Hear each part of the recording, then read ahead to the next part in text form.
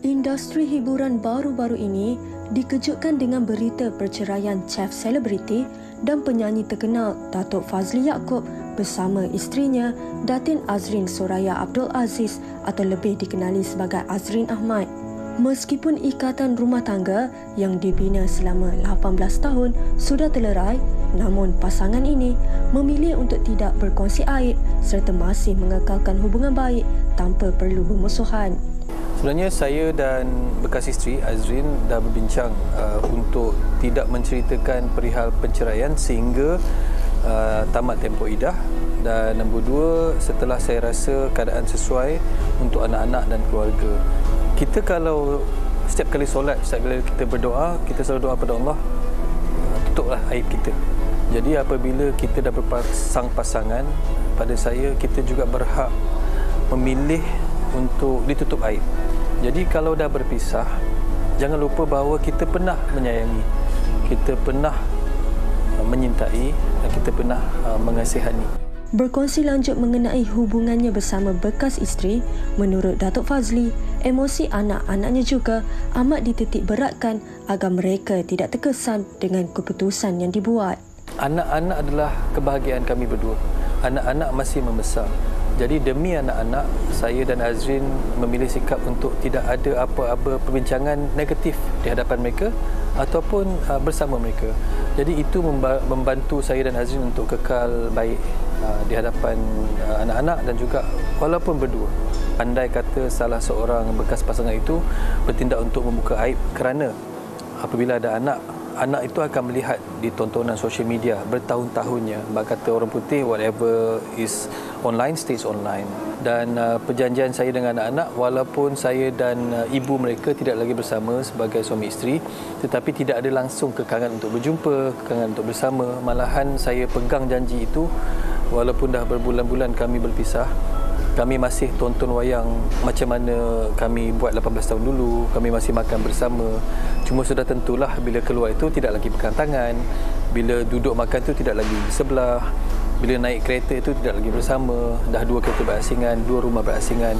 Tapi ikatan kekeluargaan itu masih lagi saya pegang kerana anak-anak tahu bahawa itu tetap ibu mereka, itu tetap syurga mereka. Dan saya masih kekal sebagai ayah mereka selagi ada hayat. Jadi siapalah kita sebagai ibu dan bapa untuk memisahkan pengalaman yang sepatutnya wujud walaupun dah berpisah. Perceraian bukanlah penamat bagi segalanya. Meskipun berlakunya pengakhiran dalam sesebuah hubungan, namun ia tidak seharusnya dijadikan sebagai satu peluang bagi membuka aib pasangan masing-masing. Baik, itu sedikit perkongsian berkenaan dengan situasi yang berlaku Datuk Fazli dan juga bekas isteri, yang kita boleh ambil sedikit iktibar buat mungkin mereka yang dalam situasi yang sama. Kadang-kadang kalau orang cakap penceraian tu bukanlah satu benda yang menamatkan kehidupan kita. Itu adalah satu permulaan. Jadi kalau kita meletakkan negativiti, aib pasangan dan sebagainya, mungkin memberi kesan kepada anak-anak. Itu saya selalu macam titik beratkan. Yang cukup matang. Ya ke?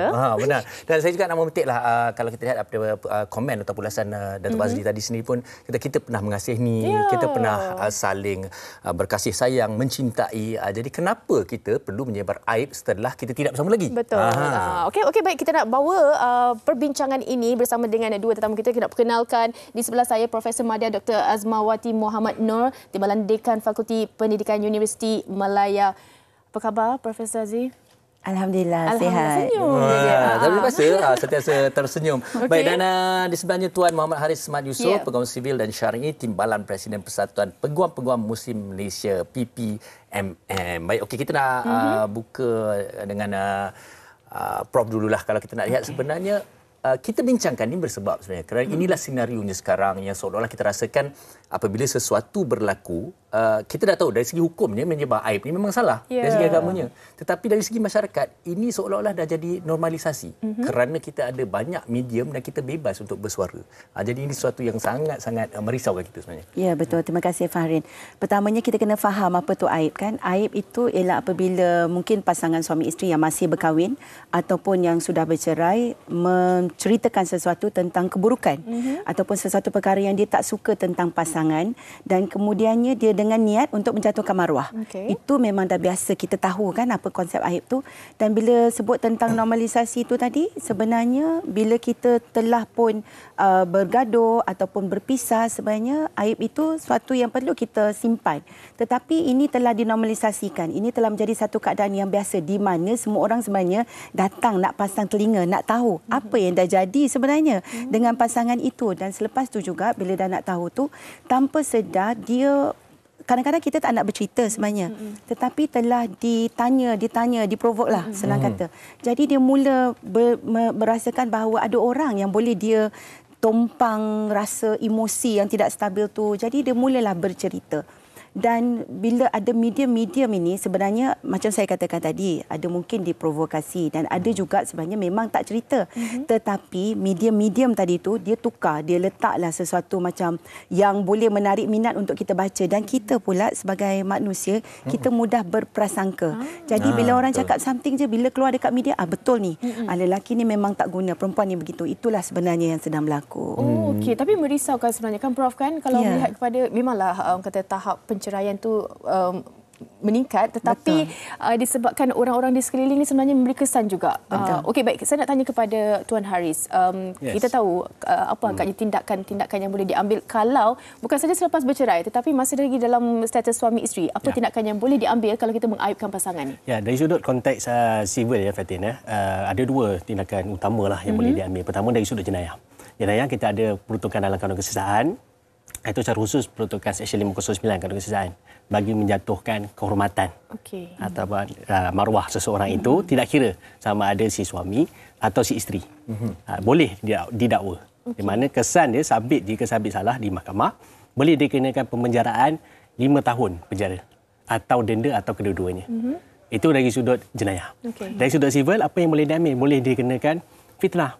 Sekiranya tidak dapat dibuktikan sejauh mana kebenaran sesuatu fakta yang didakwa oleh pasangan yang satu lagi. Sebab itu kita kalau boleh, kita tak nak aib ini diceritakan kepada satu dunia. Diceritakan kepada semua orang nak tahu apa yang berlaku. Biarlah pasangan tersebut sahaja yang tahu. Biarlah rahsia. Apalah yang berlaku dalam rumah tangganya tersebut. Okey, tapi Tuan, cukup menariklah pasal jenayah sivil. Bermakna selama ni apa yang kita perhatikan, tindakan boleh diambil oleh pihak pasangan inilah sebenarnya, tapi nampak gaya macam tak ada. Jadi mungkin apa yang menjadi kekangan ataupun bagaimana nak beban pembuktian tu sebenarnya. Okey, Farin, begini. Dari sudut tindakan yang boleh diambil ni, macam mana kita nak laksanakan, apa proses yang kita perlu faham dan sebagainya, seeloknya dapatkan nasihat peguam. Kerana orang yang ahli dalam undang-undang tersebut adalah peguam. Okay, jika pasangan tersebut mempunyai isu antaranya yang kata, okey, pasangan satu lagi yang bagi membuat satu sebaran aibnya di media sosial ataupun di mana-mana platform lah, ya. Kemudian pasangan yang satu lagi yang disebarkan aibnya tersebut tidak berpuas hati dengan apa yang berlaku, maka apa pula yang dibuat? Okey, dapatkan nasihat peguam supaya apa? Peguam boleh menasihat cara saluran yang betul untuk pergi. Sebab ada sesetengah pasangan mereka terus pergi ke, sebagai contoh ke balai polis untuk buat aduan, report dan sebagainya, tapi tidak mengetahui apakah elemen-elemen yang hendak dimasukkan di dalam report polis tersebut. Menyebabkan reportnya tidak diambil tindakan kerana tidak ada elemen yang mencukupi untuk pihak berkuasa menjalankan tindakan tersebut. So seeloknya bila melibatkan aib, dapatkan dahulu nasihat peguam supaya peguam boleh menasihatkan apakah saluran yang sesuai, tindakan yang sesuai boleh diambil secara efektif. Begitu. Okey, baik. Itu dari segi perundangannya. Saya nak kembali kepada Profesor. Yang mana kalau kita melihat kepada aib pasangan ini, masih lagi dalam status suami isteri ataupun dah pun bercerai, bukan sahaja dalam media sosial tetapi dalam keluarga. Kadang-kadang niat kita tu kadang-kadang meluahkan, berkongsi. Sejauh mana sebenarnya kalau kita perkongsian kita tu sebenarnya itu dah membuka aib tu. Mungkin Prof boleh kongsikan. Sebenarnya kan kalau kita nak bercerita itu dengan orang yang boleh membantu. Contoh kalau dengan pasangan suami isteri, kita selalu kata boleh cari ibu ayah untuk membantu dari segi menyelesaikan masalah. Tetapi kadang-kadang kita tak sedar, kita tercerita dengan rakan-rakan di pejabat yang sekiranya mereka ini tak tahu pun cara nak menyelesaikan masalah, tetapi mereka instead what they do ialah mereka mula bercerita, dan yang kita risaukan bila kita membuka aib, sebenarnya kita tidak sedar kita sedang membuka aib suami atau pasangan kita, dan at the end of the day dia menunjuk balik kepada kita. Bagaimana dia reflect balik kepada diri kita, bagaimana kamu tangani. Agaknya kamu sendiri yang tak reti nak jaga pasangan. So banyak benda yang kita kena fikirkan. Jadi pada pandangan saya adalah apabila kita nak meluahkan tu, cari orang yang betul-betul boleh bantu untuk menyelesaikan. Kalau kita nak kata aib tu boleh mendatangkan kemudaratan. Tetapi kalau dalam nak bercerita itu berbeza. Kalau aib tu kalau boleh kita janganlah buka aib. At the end of the day kesan kepada keluarga kita sendiri. Kita ada anak. Kita ada, bila kita buka aib suami sebagai contohnya, kita sebenarnya secara tak langsung, kita mungkin tak tahu bagaimana kita nak luahkan, dan dia reflect pada diri satu. Anak-anak tu juga nanti, bila dah besar, sekarang ni musim orang kata teknologi, at the end of the day, dia berbalik kepada diri kita. Bila dia tengok bagaimana ibu dan ayah bergaduh, bagaimana mereka menulis di platform social media, di Facebook, di Twitter contohnya. Dan ini beri kesan, bila mereka dah besar sikit, kawan-kawan di sekolah pula mula mengejek. So banyak benda sebenarnya yang kita nak fikirkan. Pada saya bukan buka aib, tapi cari jalan penyelesaian, berkomunikasi. Komunikasi pun ada cara dia. Bila kita nak berkomunikasi cara efektif, kita selalu sebutkan. Kita selalu kata, okey, abang, I nak cerita dengan you hari ni. Tapi kita sebenarnya boleh kata, abang, mungkin hari ni hari yang lebih baik. Tukar tone sikit. Abang ke ayang ke tak kisahlah. Ayang ke tak kisahlah apa-apa yang dipanggil kat rumah. Tapi kalau dah tengah geram, apa kau keluar? Kalau geram, Farin kena ambil masa dulu. Bertenanglah. Betul.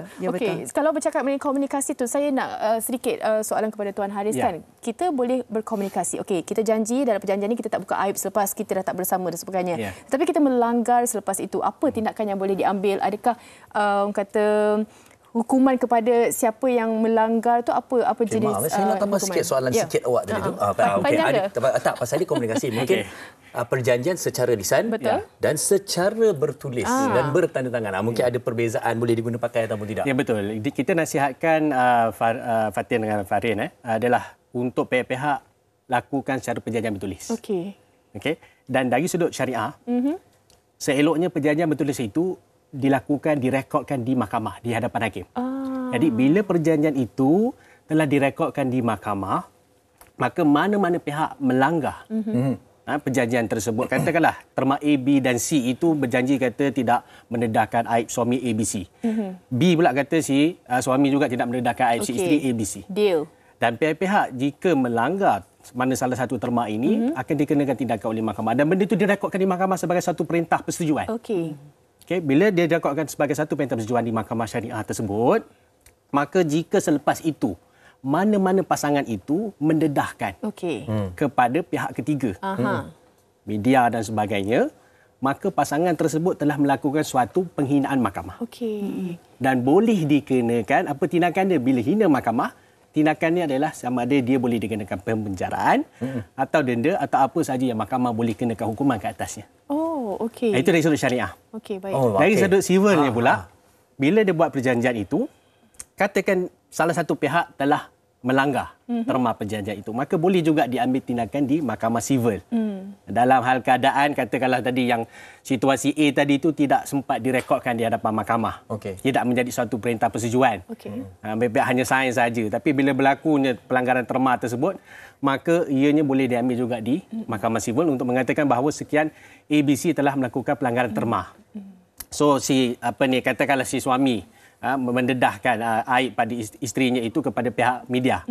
Dan kemudian si isteri ambil tindakan di mahkamah. Kata pihak telah bersetuju untuk tidak mendedahkan ini. Tapi si suami telah melanggar terma tersebut. Itu situasi yang kedua. Ada situasi ketiga. Situasi ketiga ni maksudnya apa? Dalam perjanjian itu, pihak-pihak telah bersetuju untuk segala fakta yang dipersetujui dalam terma itu tidak didedahkan kepada mana-mana pihak. Jadi sekiranya salah satu pasangan ini mendedahkan kepada pihak ketiga, apa kesan implikasi dia?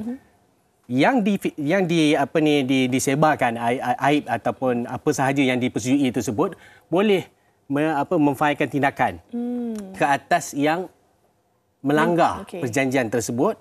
Implikasinya apa? Seolah-olah fakta itu tidak pernah wujud. Maka yang mendedahkan aib, yang pasangan yang mendedahkan aib itu diletakkan pula beban untuk dia membuktikan. Kerana perjanjian itu dia tidak boleh bawa ke mahkamah untuk katakan terma ini adalah wujud fakta yang sebenar. Kerana apa? Kerana telah dipersetujui bahawa terma yang dah pihak-pihak persetujui ini tidak akan didedahkan kepada mana-mana pihak. Baik. Itu dia tiga dengar benda. macam teknikal, tapi Kejap, maksudnya kalau benda tu walaupun dia betul sebab dah sign, jadinya benda tu dilupakan, jadi macam memfitnah dia lah. akan jadi satu terma yang memang tidak boleh dikemukakan. Okey, betul. Seolah-olah tidak pernah wujud fakta tu. Maka Maknanya, yang mendakwa tu kena bawa. aib tu memang pernah terjadi, maknanya betul faktanya. Dan juga satu lagi cerita yang direka-reka untuk mengaibkan. Betul. Maknanya dia ada 3 option tadi yang cukup Dia menarik. nampak complicated sikit, tapi itulah Tapi saya sorok realitinya. kerana maknanya ada perlindungan dalam betul. perkahwinan kalau apa-apa terjadi dalam perkahwinan. Okey, baik, kita nak sambung dengan Prof dan juga Tuan Haris, tapi kita nak dengarkan juga pandangan mereka di luar sana berkenaan dengan aib pasangan ni. Jom kita dengarkan.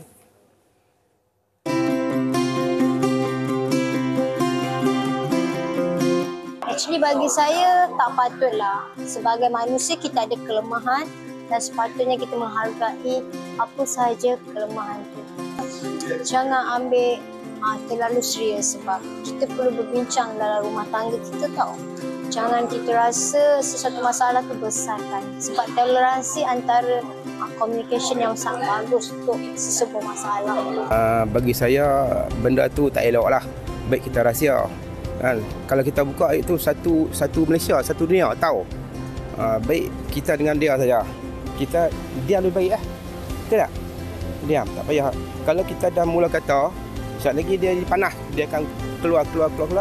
Yang tu yang masalah tu. Kalau terlalu memudaratkan, kalau isteri kena pukul, mungkin dia boleh pergi report polis. Yang tu dah melampau. Kalau setakat sikit-sikit tu tak payahlah, biasa simpanlah aib tu. Benda yang tak elok tak perlu nak cerita kat orang untuk dia sendiri ataupun orang lain. Tak payah nak cerita-cerita besar-besar. Benda kat dalam kan, tapi kalau benda tu memang sampai injured dia, dan dia kena pergi report polis ke, buatlah tindakan yang sepatutnya, bukan cerita dekat orang. Orang boleh buat apa? Okey, itu antara pandangan mereka lah kan. Masing-masing ada orang kata pandangan di sana. Yang kita ni terus berbincang. Itulah, masing-masing. Sebab dia nampak menarik topik ni. Kita selalu macam pandang remeh berkenaan dengan aib. Sebenarnya boleh dibantu sebenarnya Prof kan. Okey, saya punya soalan yang seterusnya. Mungkin ni sedikit sebab kita nak bercakap mengenai hak wanita. Selalunya. Kenapa hak wanita je? Wanita hari ini. Okey. Wanita hari ini. Lepas tu kita nak beritahu yang mana kalau hak-hak wanita ni, kita nak melihat kepada tahap keaiban tu, kita nak meluahkan. Kadang-kadang disebabkan sifat pasangan ataupun pihak yang kedua itu membuatkan kita perlu untuk melindungi diri kita. Betul. Tapi dekat mana sebenarnya untuk kita nak meluahkan ataupun nak elak daripada kita ni sebenarnya mengaibkan pasangan? Betul. Ini perlu, Prof. Terima kasih. Sebenarnya kan bila kita cerita tentang ini, contohlah kita ambil pasangan kita kuat memukul. Contoh kuat memukul, tapi kita simpan. Sampai bila kita nak simpan dan merana? Dan tanpa sedar kita mulalah luahkan dekat rakan sekerja. Tapi rakan-rakan sekerja pula mempunyai persepsi yang berbeza. Mungkin tidak melalui benda tu, dia anggap itu aib kerana persepsi mereka berbeza. Mungkin dia kata cara kamu bercakap kot dengan suami kamu. Tetapi sebenarnya tahulah hak wanita ya, anda boleh melaporkan. Kerana dalam Islam pun kita kata ada cara kan. Kita tak main pukul aja isteri, tetapi ada cara menegur. Lepas tu kita asingkan tempat tidur. Yang itu saya rasa Haris lebih arif lah. Tetapi saya pasti sebenarnya bila wanita ini mempunyai keperluan untuk berkongsi, carilah tempat yang sesuai. Macam ada satu kes yang terkini bila sewaktu mengandung dipukul. Selepas bersalin dipukul dan sampai sekarang masih dipukul. Persoalan saya kepada beliau, apa yang you nak lakukan?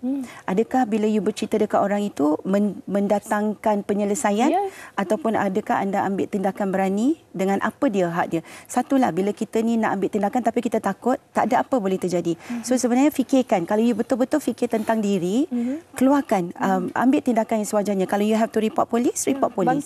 Bangkit. Tetapi menceritakan aib itu berbeza. Aib itu sengaja, lepas tu masih bersama sayang-sayang.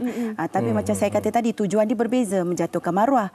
Tetapi yang ini kalau anda berada dalam keadaan trauma, dipukul, keluarlah, bangkitlah. Itu hak kita. Sebab kita dalam struktur masyarakat pun, kita ada peranan kita sebenarnya. Okey, baik. Ini saya nak sambung pada Tuan Haris ni. Okey, saya tambah sikit. Betul, kita nak perlukan ulasan betul. Tapi ini juga menariknya apabila kita dah berjanji, dapat perjanjian tadi. Jangan itu, jangan ini. Tapi ini perlu kita ceritakan. Ini aib, ini keburukan suami atau isteri. Jadi macam mana tu? Faris nak tambah sikit mungkin. Ya, sebagaimana yang dinyatakan oleh Prof. Aziah tadi, saya ingin tambah dari sudut undang-undang. Okey, dalam keadaan kita tengok pasangan ni aib dia seperti contoh tidak solat, tidak menunaikan nafkah, tidak tanggungjawab dan sebagainya, maka ada kaedah dia. Dia bukannya total terus tak boleh buat apa-apa, pedam seorang diri lah. Pedam seorang diri, apa berlaku penasib pada saya, begitulah sampai ke akhir hayat, tidak. Ada cara dia, ada saluran dia, which is you pergi ke mahkamah. Pergi ke pihak berkuasa untuk perkara tersebut. Bukan pergi kepada netizen. Bukan pergi kepada media. Untuk tujuan apa? Adakah media dan netizen itu merupakan mahkamah yang akan memutuskan, memberikan perintah dan sebagainya. Sebagai contoh, mengatakan bahawa aib si pasangan ini, dia tidak menunaikan nafkah. Dia seorang yang, sebagai contoh, kaki minum. Seorang yang kaki pukul dan sebagainya. Jadi apa solusi yang hendak diperoleh? Ke mahkamah. Dapatkan perintah supaya mahkamah keluarkan perintah untuk buat A, B, C dan D. Tapi jika dia langgar, maka ada implikasi dia. Kesan kepada mereka yang melanggar perintah mahkamah tersebut. Begitu juga dalam keadaan ada situasi yang mana kami hadapi si pasangan ini dapat pasangan yang kaki pukul. Sebagaimana Prof cakap tadi. Bila pergi kepada pihak peguam, maklum saya dah tak tahan dengan situasi ini, tolonglah bantu. Peguam salurkan apa sahaja bentuk-bentuk yang boleh dibuat dan sebagainya. In the end, peguam dipersalahkan. Kerana apa? Kerana menyatakan bahawa biarlah saya jaga aib suami saya. Peguam jangan masuk campur. Pihak luar jangan masuk campur. Ini tak apalah, bila saya fikir balik, ini aib suami saya. Tak perlulah peguam dan pihak-pihak lain semua masuk campur. Tak apa, saya telan sendiri seorang-seorang. Keadaan ni mata dah bengkak. Ya. Hati tu tak tahulah macam mana emosi dia kan. Dalam keadaan tu dipikir pula aib. Itu tak kenalah. Dalam keadaan tersebut dia dah jadi mangsa keganasan rumah tangga.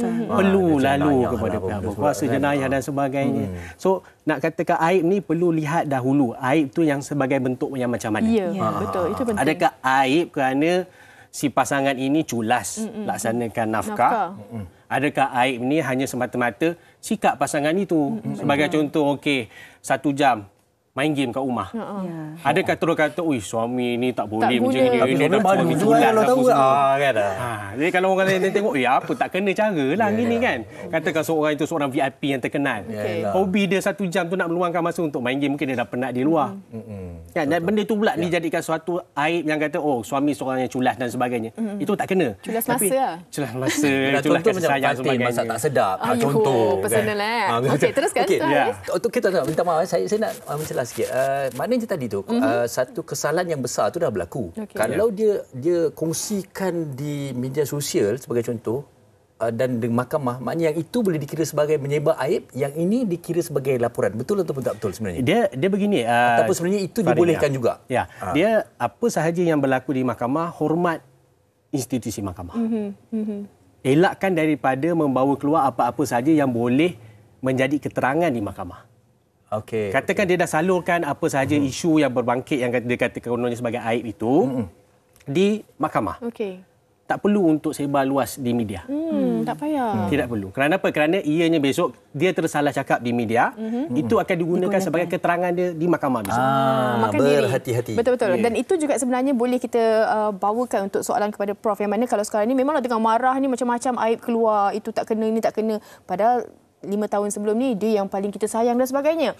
Tetapi bila dah aib tu dah terkeluar, ramai orang dah tahu, dah ada geng A dan juga B yang mana diorang menyokong juga antara keburukan-keburukan ni. 10 tahun depan jatuh cinta balik, nak kahwin balik. Apa kesan kepada benda tu semua orang kesan kepada keluarga, anak-anak, masyarakat dan juga orang sekeliling. Dia boleh korek balik ni sekarang digital. Betul, dalam zaman digital ni semuanya boleh balik dan kena balik dekat muka sendiri. Jadi itulah sebabnya kalau apa kita buat, kita ingat 90-10 principle. 90% tu dalam kawalan kita sebenarnya. 10 je yang kita tak boleh kawal. Jadi yang tak boleh kawal tu kita ambil masa untuk redakan hati. So bila berlaku begini, sebelum kita terus mencari platform FB, laki aku tak guna semua tu, sabar dulu, tenangkan diri. Tu sebabnya kita kena ada kawalan emosi. Daya tahan tu penting. Memang tengah marah. Memang kita sedang marah, tapi ke belakang dulu. Ambil step ke belakang untuk tenangkan diri. Kerana apa tahu? Kerana kita risaukan benda macam inilah terjadi bila nak perbetulkan sendiri, nanti dia akan ingat. So kita sendiri yang malu. Itu sebenarnya yang saya ingin pesan kepada semualah, untuk di zaman teknologi ni sentiasa berhati-hati. Sentiasa pergi macam Haris kata tadi, pergi ke the right channel. Kalau pergi ke polis atau mahkamah, itu cara yang paling baik. Because persepsi manusia ini berbeza. Manusia akan lihat you berbeza. Contoh bila kata tim tadi kan, tim Fatin, tim Farin nak cari kan, orang pula nak menyokong pula. Nak menyokong. Tapi sebenarnya kita tak tahu apa yang berlaku. Kita yang beria-ria, mereka kat belakang tu mungkin sedang memperbaiki. Tetapi bila dengar lagi tim A, tim B ni bergaduh, tim Farin, tim Fatin, makin teruk lagi. Dia tidak membantu. Jadi sebenarnya kita juga tidak berada dalam keadaan rumah tangga mereka. Kita tak tahu apa yang terjadi. Jadi kita sebenarnya tanpa sedar telah mungkin gibah tadi kan? Gibah telah take sides. Jadi yang terbaik sebagai masyarakat di luar sana, tenang-tenanglah. Berikan mereka ruang masa, kerana mereka pun mungkin dalam tempoh edah hendak berbaik-baik kan kalau baru bercerai. Jadi ini adalah masa untuk mereka. Kita sebenarnya beri sokongan, bukan menjatuhkan. Tapi siapa yang sebenarnya mengikut emosi ni? Netizen ke pasangan tu? Netizen bakar je. Netizen tukang bakar, maybe. Saya pun tak pasti. Tetapi pasangan tu sebenarnya yang kena mengawal. So, kefahaman antara satu sama lain tu, perbincangan terbuka. Macam saya kata, komunikasi terbuka tetapi kena dengan cara baik. Kalau komunikasi tetapi cara tak baik, menjerit-jerit pun tidak mendatangkan kesan. Betul. Yang paling utama sekali, yang pertama, tengah marah, tengah apa tu, jauhkan diri daripada media sosial lah. Jangan nak menaip. Betul, hilangkan diri. Dan kemudian bagi kita ni, pihak yang satu lagi, iaitu netizen ataupun masyarakat ni, jangan menyebelahi, tetapi doakan, menyokong untuk apa yang baik. Okey. Tapi tuan, sebelum kita nak menambah, kita masih berbaki masa, tapi saya betul-betul nak tahu, adakah apa jalan terbaik setelah kita dengar ini adalah isunya sekarang, normalisasi dan sebagainya, orang tak perasan, orang terlanjur. Boleh tak kita menguatkuasakan satu perkara macam sebelum kita bernikah, ada suatu perjanjian yang wajib? Apa jalan yang terbaik, yang bijaksana lah untuk pasangan? Mungkin bercinta ni kata tak payah, tapi kan dah jadi baru terfikir. Terima kasih Farin. Fatin, dalam keadaan ni, apa yang kita nasihatkanlah kepada pasangan-pasangan yang baru nak berkahwin dan sebagainya, seeloknya buat satu perjanjian. Nyatakan siap-siap. Okey, kita ni nak berkahwin, nak menelusuri satu alam yang baru. Si suami ni, si bakal suami ni nanti nak mengemudi kapal yang besar, bahtera yang besar. Si isteri ni pula nanti akan jadi membantu kapal tersebut. Jadi dalam keadaan ni kita siapkan satu perjanjian bertulis, apa jua isu dalaman yang berlaku itu, yang mana ianya tidak menyentuh dari sudut hukum syarak.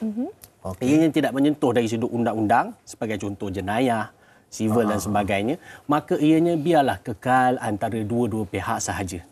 Dan apa sahaja isu yang timbul itu akan dianggap sebagai sesuatu yang tidak pernah wujud. Letak dalam perjanjian tersebut. Supaya apa?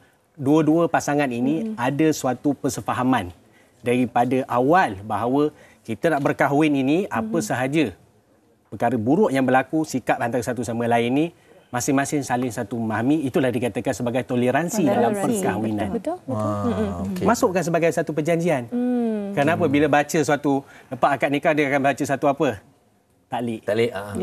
Sekiranya mendaratkan isteri dan sebagainya. Masukkan sekali perjanjian bertulis juga. Siap sign. Senang cerita. Sebenarnya saya ingat inilah kursus kahwin dan kena tambah silibus. Betul. Dari segi yang ini. Okey, Prof, di hujung ni mungkin ada pesanan bagi mereka. Aib itu kita tahu semua orang ada kekurangan, tetapi bagaimana untuk melihat itu sebagai satu kelebihan dan juga kita mengambil iktibar. Okey, kalau kita nak kata mengambil kelebihan tu, sekiranya kita tahu yang kita tak naklah menyebarkan aib tu, tetapi kita kuatkan diri kita, cari channel yang betul, dan untuk semua masyarakat di luar sana, bantu. Beri sokongan. Jangan pula meruntuhkan lagi apa yang mereka sedang bina, mungkin nak berbaik semula, tetapi kita pula yang menjerumuskan mereka ke arah yang lebih tidak baik. InsyaAllah. InsyaAllah. Okey, dan kita sebenarnya banyak di Facebook kan komen-komen. Okey, untuk menutup perbincangan kita hari ini, mungkin kita berkongsi satu komen daripada Haziq Rajina. Kadang hanya menulis dan bercakap untuk berkongsi, tapi terlupa telah beritahu tanpa sengaja kisah pasangan. Nak berkongsi tak salah, nak luahkan apa yang dirasa tak salah, cuma lebih baik diam apabila tengah marah.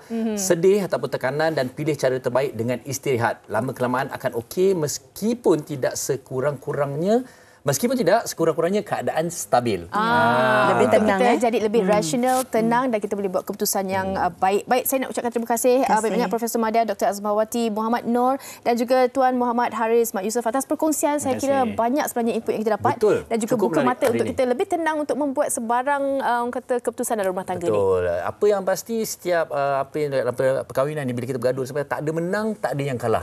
Kerana itu adalah lagu seterusnya daripada penyanyi jemputan kita sebentar saja lagi. Jadi jangan ke mana-mana, kita berehat.